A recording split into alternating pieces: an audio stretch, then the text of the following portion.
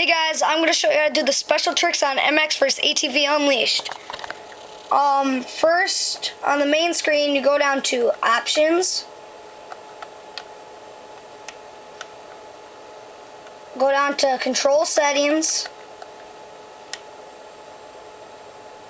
Go down to Stunt Mapping. Choose whichever you want. 50s, ATVs, MX bikes.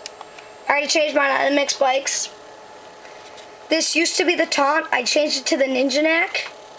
On the PS2, which I have, you press square to select it, and then use the arrows to put it to whichever one you want, anything. Press X when you're done. You can have the Cliffhanger, the Varial, a Rock Solid, anything you want. It's whatever you want, basically. But don't forget to save, because if you don't save, basically it won't be there anymore. So you'll have to redo it.